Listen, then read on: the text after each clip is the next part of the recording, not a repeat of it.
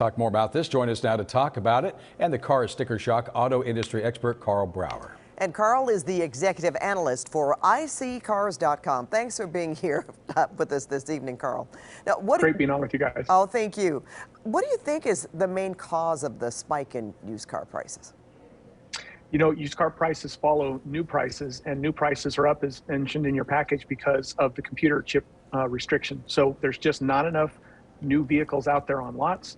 People show up looking for a specific new car. The dealer typically tells them, I don't have any, and I'm not even sure when I'm going to get one. They look around the lot, they see maybe the same car sitting there. They're like, what about that one? Well, that one's used, but I'll sell it to you right now for possibly more, likely more than the new car price. Yeah. And the person says, I'll take it, because that's their option. It's their only option.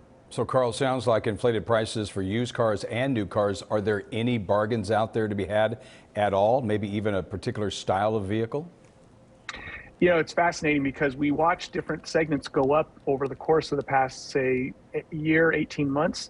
And once upon a time, things like economy cars were not going up as much as trucks and SUVs typically, of course. But now even they've shot up. I mean, like right in Los Angeles, some of the cars that have gone up the most have been like the Kia Forte and I think the Nissan Sentra have both gone up in the past year as much or more than anything else. So everything's been pulled up.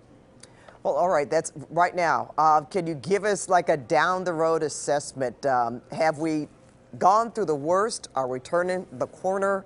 Or is there going to be even more sticker shock coming up?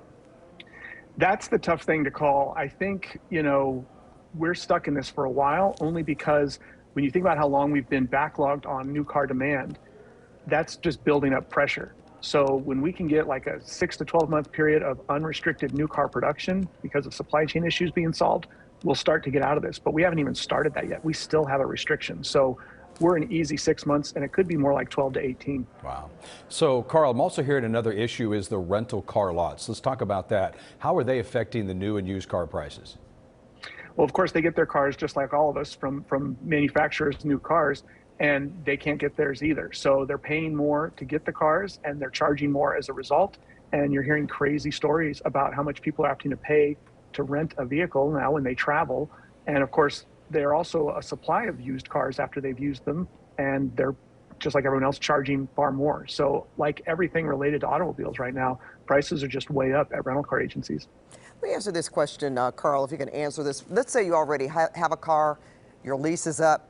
They don't have anything new to really give you unless they really spike the price very, very high. Can you write out a lease, or are people getting extensions on vehicles? Do you see any of this happening? It's a great question, Pat. If you've got a car you leased, that lease was written 3 years ago before this all went crazy with the market and the pandemic and the restriction. The residual value that they put in that car in there for your car for 3 years in the future is going to be much lower than the car's current market value. If you can buy your lease out, your lease buyout price will inevitably be lower than the current market value of that same car. And whether you buy it and you just keep it and you get a cheap car that you get to keep for a while in today's market, or you flip it and sell it for a much higher price than you could buy it from the manufacturer, you should probably buy your lease out if you can right now.